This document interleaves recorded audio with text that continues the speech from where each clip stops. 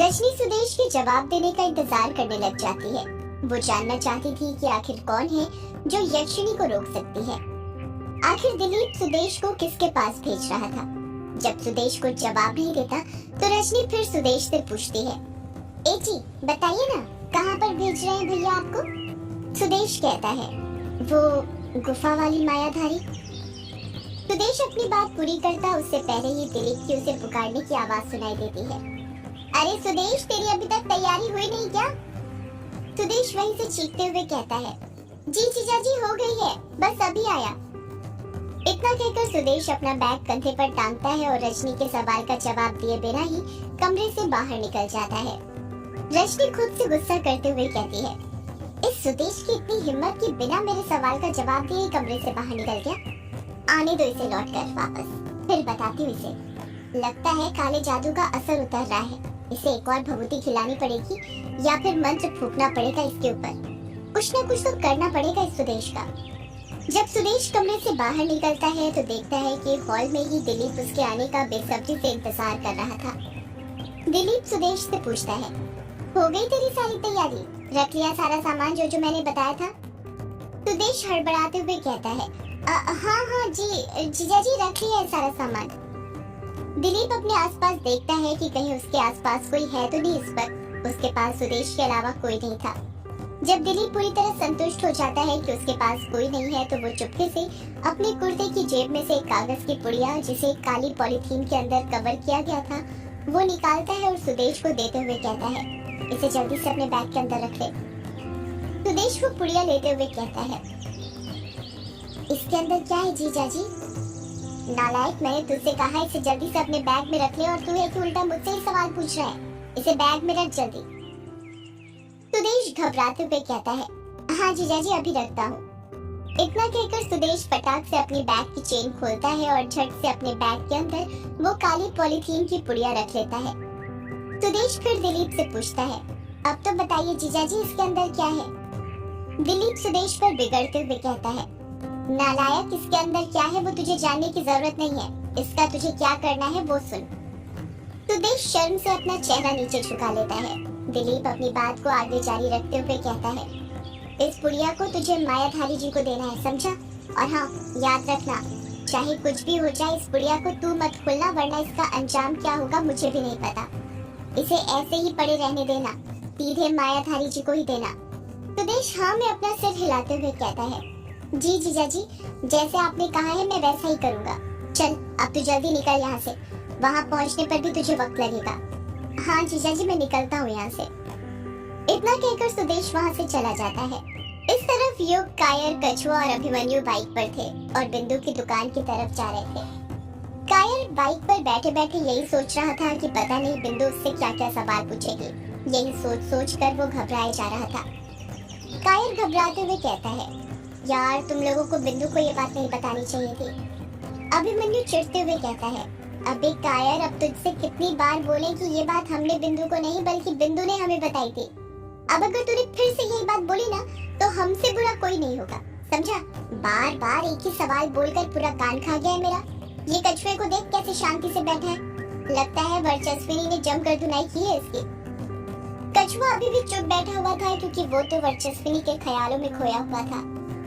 कायर मुंह बनाते हुए कहता है, ये क्यों कुछ बोलेगा? ये तो पगला गया है वर्चस्विनी को देखकर। लाइन मारने से पहले सोच तो लिया कर कि किस पर लाइन मार रहा है। वो पुलिस वाली है बेटा, डंडे मार मार के ना तेरा पूरा लुचड़पना निकाल देगी। कछुआ प्यार से कहता है, अगर वर्चस्विनी प्यार से मुझे डंडा भी मारेगी ना तो मैं वो भी खा लूंगा। डंडा क्या चीज है, मैं तो जहर भी खा लूं वर्चस्विनी के हाथ से। बस शर्त ये है कि वो प्यार से खिलाए। युग चिढ़ते हुए कहता है, तुम दोनों चुप करोगे अपनी बकवास? एक तो सुबह से पेट में कुछ गया नहीं है, ऊपर से तुम फालतू की बातें कर रहे हो। अभी अभी हवालात की हवा खाकर आ रहे हो, पर तेवर तो ऐसे हैं जैसे महान काम करके आ रहे हो। तुम्हें पता भी है तुम्हारी वजह से कितना बड़ा नुकसान हो गया है? कायर छोटा सा मुंह बनाते हुए कहता है, क्या नुकसान हो गया हमारी वजह से? युग कहता है, आज हम पब्लिशर के पास जाने वाले थे पापा की यक्षिणी वाली किताब के रिगार्डिंग, पर पूरा वक्त हवालात में इकट गया इसलिए जा नहीं पाए। कछुआ झट से कहता है, तो क्या हुआ यार, कल चले जाना। तू तो ऐसे बोल रहा है जैसे वो पब्लिशर आज रात को ही ऊपर निकल लेगा। अभिमन्यु कछुए को टोकते हुए कहता है, तू अपनी काली जुबान बंद रख कछुए, तुझे पता है ना तेरी काली जुबान है। कछुआ चुप हो जाता है। कुछ ही देर में इनकी बाइक बिंदु की दुकान पर पहुंच जाती है। बिंदु की दुकान पर बिल्कुल भी कस्टमर नहीं थे। अब्दुल था जो कि कुर्सी और टेबल की सफाई कर रहा था। बिंदु गल्ले पर खड़ी हुई थी। उसकी आंखों में देखकर ऐसा लग रहा था जैसे वो उन लोगों के आने का ही इंतजार कर रही थी। जैसे ही उनकी बाइक दुकान के सामने रुकती है, बिंदु भागते हुए बाइक के पास जाकर रुक जाती है। वो चारों बाइक से नीचे उतर जाते हैं। कायर युग और अभिमन्यु के पीछे छुपने लग जाता है। बिंदु गुस्सा करते हुए कायर से कहती है, ए कायर, पीछे क्यों छुप रहे हो? सामने आओ। अरे सामने कैसे आओगे? तुम तो काम ही इतना महान किए हो कि शर्म आ रही होगी सामने आने में।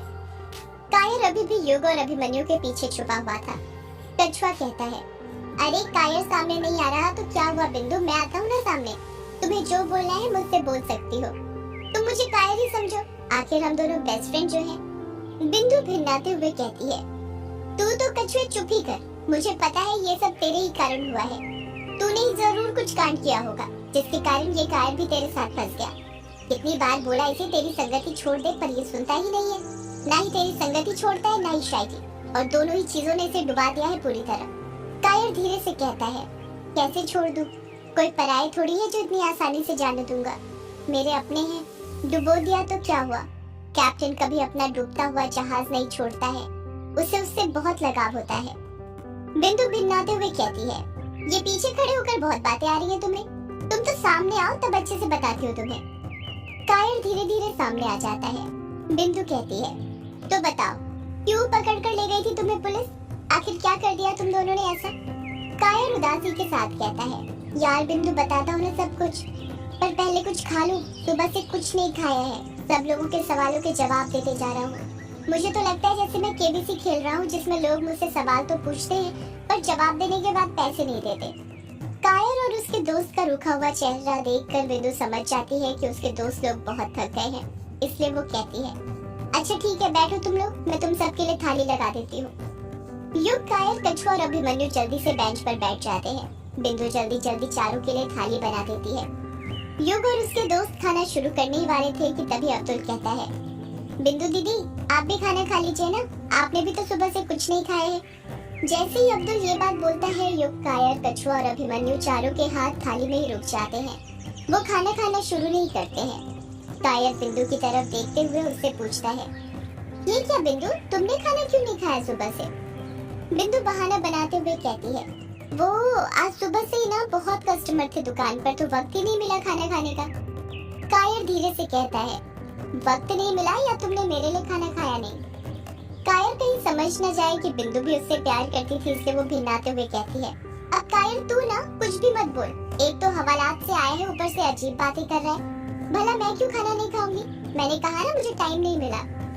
कायर समझ जाता है कि बिंदु उसकी बात को टाल रही है, इसलिए वो भी स्मार्ट बनते हुए कहता है, टाइम नहीं मिला तो अब खा लो हमारे साथ ही। हाँ खाती हूँ। बिंदु भी उन्हीं के साथ खाना खाने बैठ जाती है। खाना खाते हुए कायर और कछुए सारी बात बता देते हैं कि उन्हें पुलिस वालों ने क्यों बुलाया था और वहाँ पर क्या क्या हुआ। सारी बात सुनने के बाद बिंदु कहती है, और पियो शराब, कितनी बार बोला है कायर तुझसे कि शराब मत पिया कर, मत पिया कर, पर तू मेरी बात सुनता कहाँ है? कायर नजरें चुराते हुए कहता है, यार अब फ्री की मिल रही थी तो पी ली, फ्री की चीज भला कोई छोड़ता है क्या? बिंदु कहती है, फ्री की चीज ही इंसान को ले डूबती है और इसका एग्जाम्पल तुम खुद हो। कायर चुप हो जाता है, उसे अपने किए पर पछतावा हो रहा था। अभिमन्यु कहता है, यार क्या उस रात सच में मोहित ने तुम्हें इतनी पिलाई थी कि तुम पीते पीते ही ठेके पर सो गए थे? यार मुझे बुला लेते, मैं भी आ जाता गला गीला करने। कछुआ फटाक से कहता है, यार क्या तुझे बुला दे, उस मोहित ने तो बस 2 बाटली ही पिलाई थी। अभिमन्यु मुंह बनाते हुए कहता है, तो फिर तुम 2 बाटली में शांत पड़ गए? मतलब 2 बाटली तुम्हें इतनी चढ़ गई थी कि वहीं पर सो गए थे? कछुआ कुछ कहता उससे पहले ही कायर हिचकिचाते हुए कहता है, हम सोए नहीं थे यार। युग हैरानी के साथ कहता है, पर तूने तो अभी बताया था कि जब वर्चस्विनी जी ने तुझसे पूछा था कि शराब पीने के बाद तुम कहाँ गए थे, तो तूने जवाब दिया था कि तुम दोनों ठेके पर ही सो गए थे। कायर अपनी नजर चुराते हुए कहता है, मैंने झूठ बोला था। युग अपना मुंह फाड़ते हुए पूछता है, झूठ बोला था? पर क्यों? कायर युग के सवाल का जवाब देते हुए कहता है, यार उस रात ना शराब तो हमने बहुत पी थी पर हमेशा की तरह ही चढ़ी थी। वो मोहित ना बार बार उर्वशी के बारे में गंदी गंदी बातें कर रहा था। हम तो उसे समझा समझा कर थक गए थे कि एक विधवा के बारे में ऐसी बातें करना ठीक नहीं है, पर नशे में आदमी कहाँ किसी की सुनता है। वो मोहित उर्वशी के पास भी जाने के लिए निकला था उस रात। उसके जाने के बाद हमने एक दो पैक और लगा लिए थे क्योंकि मन नहीं भरा था। तुम्हें तो पता ही है कछुआ और मैं फट्टे से पीते हैं। बिंदु बीच में ही कायर को टोकते हुए कहती है, फट्टे से पीते हैं मतलब? कछुआ शर्माते हुए कहते हैं, फटे से पीना मतलब तब तक पीना जब तक। कछुआ अपनी बात पूरी करता उससे पहले ही कायर उसे टोकते हुए कहता है, तो चुप रहना कछुए, अभी मैं बता रहा हूँ ना उस रात क्या हुआ था। और बिंदु तुम ये कहाँ पड़ी हो इन बातों में? वो सुनो ना जो मैं बता रहा हूँ, फालतू के क्वेश्चन क्यों पूछ रही हो? बिंदु बोलती है, हाँ बोल आमी सुना छी। कायर कहता है, मोहित के जाने के बाद और 2-3 पैक पीने के बाद फिर शराब हमें चढ़ने लग गई थी। उसके बाद हम अपने अंदर की भड़ास बाहर निकालने लग गए थे। युग अजीब सा मुंह बनाते हुए कहता है, भड़ास बाहर निकालने लग गए थे मतलब? तुम्हें किस पर भड़ास निकालनी थी और किस बात पर? बिंदु अपनी तरफ उंगली करते हुए कहती है, कहीं कायर तुमने मुझे तो गाली नहीं दी थी ना, क्योंकि मैं तुम्हें भाव नहीं देती? कायर बौखलाहट के साथ कहता है, नहीं बिंदु, भला मैं तुम्हें गाली क्यों दूंगा? तुम तो मेरे दिल की राजकुमारी हो। भले ही भाव नहीं देती तो क्या हुआ, पर मैंने आज तक तुम्हें कभी गाली नहीं दी। जिससे हम प्यार करते हैं उन्हें हम कभी गाली नहीं देते। कछुआ फिर बीच में बोल पड़ता है, हाँ बिंदु, कायर ठीक कह रहा है। कायर ने तुझे गाली नहीं दी थी, हम दोनों ने तो मिलकर युग और अभिमन्यु को गाली दी थी। अभिमन्यु गुस्सा होते हुए कहता है, क्या कहा? हम दोनों को गाली दी थी तुम दोनों ने? पर क्यों? कायर हड़बड़ाहट के साथ कहता है, गाली नहीं देते तो क्या करते? तुम लोगों ने सारा काम ही ऐसा किया था। एक तो यक्षिणी के कमरे का दरवाजा खोल दिया था, ऊपर से ओवर स्मार्ट बन रहे थे इतने दिनों से ये बोलकर कि यक्षिणी वहीं कैद है। हमने चेक भी कर लिया। हम दोनों तुम दोनों से नाराज थे, इसलिए तो हम शराब पीने गए थे, वरना हम दारू के ठेके पर जाते ही नहीं। युग अपने हाथ आगे करते हुए कहता है, यार माना हम दोनों ने गलत किया था, पर इसका मतलब ये तो नहीं कि तुम दारू के ठेके पर चले जाओगे। चलो गए तो गए, ऊपर से हमें गालियां भी दे रहे थे। कछुआ हंसते हुए कहता है, यार युग तो बुरा क्यों मान रहा है? अब दोस्तों को गाली नहीं देंगे तो किसे देंगे? दोस्त तो होते ही हैं गाली देने के लिए, तो गाली पर फोकस क्यों कर रहा है? कायर जो बता रहा है उस पर फोकस करना। युग मुंह बनाते हुए कहता है, हाँ कायर बता आगे क्या हुआ हमारे ऊपर भड़ास निकालने के बाद?